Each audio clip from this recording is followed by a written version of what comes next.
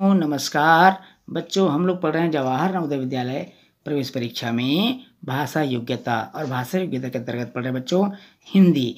और इसमें हम देख रहे हैं अनुच्छेदों को। हमने पूर्व की क्लास तक 9 अनुच्छेदों का अध्ययन कर लिया है। आइए बच्चों देखते हैं अगला अनुच्छेद, अनुच्छेद नंबर 10। बच्चों अनुच्छेद है अनुच्छेद नंबर 10।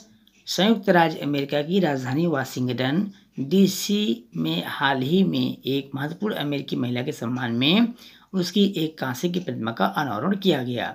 जिस महिला को इस प्रकार सम्मानित किया गया वे थी हेलेन केलर, जिन्होंने विश्व को सिखाया कि अंधों और बहनों का सम्मान किया जाना चाहिए। वे विकलांग व्यक्तियों के अधिकारों की सशक्त समर्थक थी। मूर्ति में हेलेन को सिर्फ 7 वर्ष की लड़की के रूप में दिखाया गया जब वह संकेतों की भाषा से बातचीत करना सीख रही थी। इसे दक्षिणी अमेरिका राज्य अलाबामा द्वारा दान में दिया गया था, जहां 1880 में हेलेन केलर का जन्म हुआ था। 19 मास की अवस्था में वह एक सामान्य बच्ची थी और उसके बाद उसे बहुत तीव्र ज्वर हुआ, जिससे वह बहरी और अंधी हो गई। बच्चों आप लोग अनुच्छेद को बहुत ध्यान से पढ़िए, ध्यान से देखिए और समझने का प्रयास कीजिए। इसी अनुच्छेद के हिसाब से बच्चे देखते हैं कुछ महत्वपूर्ण प्रश्नों को। पहला प्रश्न है, हेलेन केलर की प्रतिमा बनी है। ऑप्शन 1 चीनी मिट्टी की, ऑप्शन 2 प्लास्टिक की, ऑप्शन 3 कांच की, ऑप्शन 4 धातु की। प्रश्न दूसरा है बच्चों, हेलेन केलर का सम्मान किया जाता है क्योंकि उन्होंने खालिस्तान के अधिकारों के लिए काम किया। 4 ऑप्शन है बच्चों। पहला केवल बहरों, गूंगों, विकलांग लोगों, सामान्य लोगों, और ऑप्शन 4 है अंधों। प्रश्न तीसरा है बच्चों, प्रतिमा में हेलेन केलर को किस रूप में दिखाया गया है? युवा महिला, वृद्ध महिला, छोटी लड़की, अधेड़ महिला। प्रश्न 4 है बच्चों, हेलेन केलर के बहरी और अंधे होने के कारण था? तीव्र ज्वर, मलेरिया, कोई रोग, एक दुर्घटना। प्रश्न 5 है, इसे दक्षिण अमेरिकी राज्य अलाबामा द्वारा दान में दिया गया था। खालिस्तान यहाँ इसे का संकेत है। इसे का संकेत है। ऑप्शन है हेलेन केलर, ऑप्शन 2 प्रतिमा, ऑप्शन 3 वाशिंगटन डीसी, और ऑप्शन 4 है बच्चों विकलांगता। अब आइए बच्चों इनके सही उत्तर पर विचार करते हैं। प्रश्न पहला, हेलेन केलर की प्रतिमा बनी है। 4 ऑप्शन था बच्चों, आपने ऑप्शन अच्छे से देख लिया है। इसका सही आंसर क्या होना चाहिए? तो पहला का सही आंसर आएगा धातु की। प्रश्न दूसरा बच्चों, हेलेन केलर का सम्मान किया जाता है क्योंकि उन्होंने खालिस्तान के अधिकारों के लिए काम किया। 4 ऑप्शन है बच्चों, आप लोगों ने ऑप्शन अच्छे से देख लिया है। इसका सही आंसर आएगा विकलांग लोगों के लिए। तीसरा प्रश्न है, प्रतिमा में हेलेन केलर को किस रूप में दिखाया गया है? 4 ऑप्शन है बच्चों, इसका सही आंसर आना चाहिए छोटी लड़की।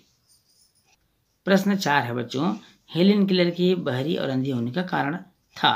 4 ऑप्शन है, आप लोगों ने ऑप्शन देख लिया बच्चों, ध्यान से देखिए और इसका सही उत्तर को चुनने का प्रयास कीजिए। इसका सही आंसर क्या आना चाहिए बच्चों?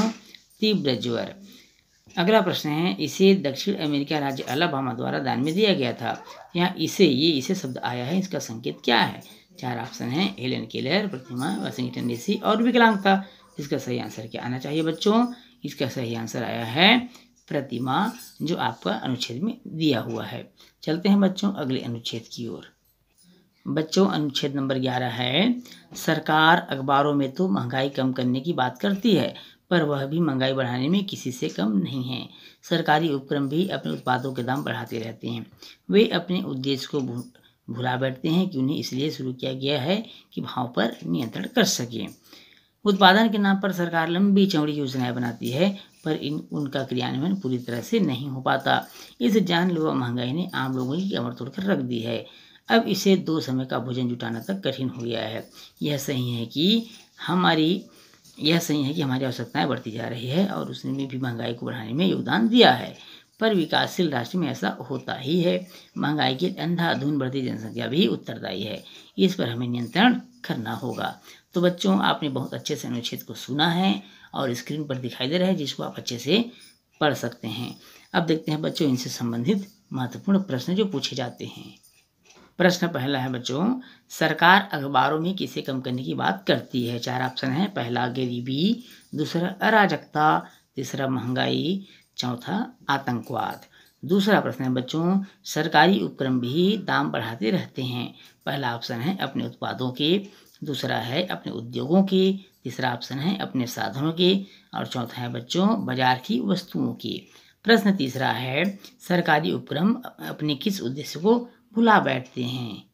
पहला ऑप्शन है उत्पादन बढ़ाने के, दूसरा है महंगाई कम करने के, तीसरा है योजनाएं बनाने के, चौथा है भावों पर नियंत्रण करने के। तीसरा प्रश्न है सरकारी उपक्रम अपने किस उद्देश्य को भुला बैठते हैं। चार ऑप्शन आपने देख लिया बच्चों। चौथा प्रश्न है महंगाई बढ़ाने में योगदान दिया है। पहला सरकारी नीति ने, अखबारों के प्रचार ने, हमारी बढ़ती आवश्यकताओं ने, हमारी अशिक्षा ने। पांचवा प्रश्न है बच्चों महंगाई के लिए उत्तरदायी है। पहला सरकार द्वारा भाव पर नियंत्रण न होना, दूसरा अंधाधुंध बढ़ती जनसंख्या, तीसरा है बच्चों उत्पादन कम होना, और चौथा है उत्पादन में वृद्धि होना। तो चलिए बच्चों अब देखते हैं कि सही उत्तर क्या होने चाहिए। प्रश्न पहला था सरकार अखबारों में किसे कम करने की बात करती है। तो बहुत सिंपल सा प्रश्न है बच्चों, जो अनुच्छेद में आया हुआ है वह है ऑप्शन 3 महंगाई। प्रश्न दूसरा है सरकारी उपक्रम भी दाम बढ़ाते रहते हैं।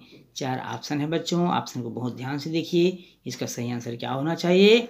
इसका सही आंसर है अपने उत्पादों के। प्रश्न तीसरा है सरकारी उपक्रम अपने किस उद्देश्य को भुला बैठते हैं। चार ऑप्शन है बच्चों, चारों ऑप्शन में सही आंसर होना चाहिए भावों पर नियंत्रण करने के। प्रश्न क्रमांक 4। प्रश्न चौथा है बच्चों महंगाई बढ़ाने में योगदान दिया है। चार ऑप्शन आपने देख लिया है बच्चों, पहला, दूसरा, तीसरा, चौथा। इसका सही आंसर क्या होना चाहिए। तो इसका सही आंसर है हमारी बढ़ती आवश्यकताओं ने। प्रश्न पांचवा है बच्चों महंगाई के लिए उत्तरदायी है। तो चार ऑप्शन आपको बताया गया। इसका सही आंसर क्या होना चाहिए, और वो है अंधाधुंध बढ़ती जनसंख्या। चलिए बच्चों चलते हैं अगले अनुच्छेद की ओर। आइए बच्चों देखते हैं अगला अनुच्छेद नंबर 12। मूल रूप में हमारी योजना थी कि कैम्बे की दिशा में पहाड़ों के शिखर पर जाएं, परंतु हमने पाया कि रुओ घाटी के दूसरी ओर के शिखरों पर हमारे पिछले दिन के अनुभव से हमने अब कोई जोखिम न उठाने का निर्णय लिया। वास ने कहा कि वह नीचे उतरने का एक आसान रास्ता जानता है कि जिसे कैरियर का पुराना ट्रैक कहा जाता है, और वो पर्वत के आधार पर एक चाय के बगीचे तक पहुंचता है। ज्यों ही हम नीचे उतरने लगे गिरते पानी का शोर बहरा किए जा रहा था। अपनी बात सुनाने के लिए हमें चिल्लाना पड़ रहा था। सौभाग्य से यह स्थिति अधिक देर तक नहीं रही। अचानक हमारा मार्ग आसान और चौड़ा होता गया। एक बार और इस अनुच्छेद को अच्छे से समझ लेते हैं बच्चों और पढ़ लेते हैं। मूल रूप में हमारी योजना थी कि कैम्बे की दिशा में पहाड़ों के शिखर पर जाएं, परंतु हमने पाया कि रुओ घाटी की दूसरी ओर के शिखरों पर हमारे पिछले दिन के अनुभव ने हमें अब कोई जोखिम न उठाने का निर्णय लिया। वास ने कहा कि वह नीचे उतरने का एक आसान रास्ता जानता है कि जिसे कैरियर का पुराना ट्रैक कहा जाता है, और वो पर्वत के आधार पर एक चाय के बगीचे तक पहुंचाता है। ज्यों ही हम नीचे उतरने लगे गिरते पानी का शोर बहरा किए दे रहा था। अपनी बात सुनाने के लिए हमें चिल्लाना पड़ रहा था। सौभाग्य से यह स्थिति अधिक देर तक नहीं रही। अचानक हमारा मार्ग आसान और चौड़ा होता गया। अब आइए बच्चों देखते हैं इनसे संबंधित महत्वपूर्ण पूछे जाने वाले प्रश्नों को। प्रश्न पहला है बच्चों वे प्रसन्न क्यों हो गए। ऑप्शन 1 वे अपने मित्रों से मिले, ऑप्शन 2 तूफान थम गया, ऑप्शन 3 वर्षा रुक गई, और ऑप्शन 4 मार्ग चौड़ा और आसान हो गया। प्रश्न दूसरा है बच्चों चौड़ा का विलोम है। ऑप्शन 1 खुला, ऑप्शन 2 पतला, ऑप्शन 3 सकरा, और ऑप्शन 4 मोटा। प्रश्न तीसरा है उनकी मूल योजना क्या थी। पहला पहाड़ के शिखर पर जाना, दूसरा ऑप्शन कैम्बे तक जाना, तीसरा ऑप्शन है रुओ घाटी तक जाना, और चौथा है झरने की ओर जाना। प्रश्न चौथा है बच्चों कैरियर का ट्रैक कहाँ पहुँचाता था। पहला ऑप्शन है रुओ घाटी के पास तक, दूसरा एक बड़े चाय के बाग तक, तीसरा ऑप्शन है बच्चों पहाड़ों तक, और चौथा है कैम्बे तक। प्रश्न पांचवा है उन्हें चिल्लाना क्यों पड़ रहा था। ऑप्शन 1 झरने की आवाज बहरा कर देने वाली थी, ऑप्शन 2 तेज वर्षा हो रही थी, ऑप्शन 3 हवा चल रही थी, और ऑप्शन 4 है बच्चों ये पहाड़ की दूसरी ओर थे। तो चलिए बच्चों देखते हैं इनके सही उत्तर क्या होने चाहिए। पहला प्रश्न है वे प्रसन्न क्यों हो गए। 4 ऑप्शन है बच्चों, आप बहुत ध्यान से देखिए, सभी ऑप्शन आपके स्क्रीन पर है। क्या होना चाहिए पहले प्रश्न का उत्तर। सही उत्तर था मार्ग चौड़ा और आसान हो गया।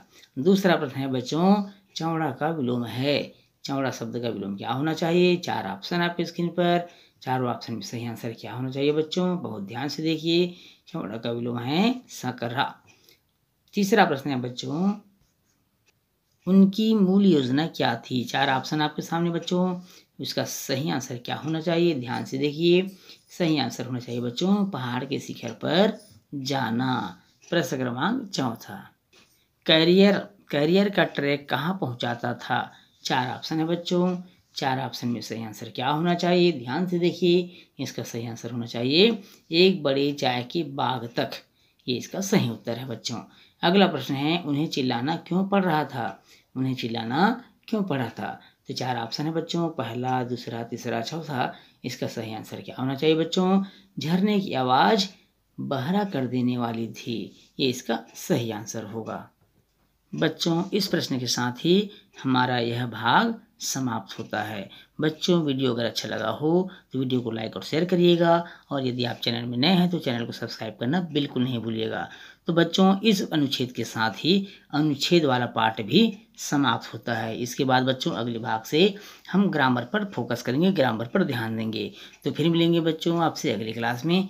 तब तक के लिए नमस्कार।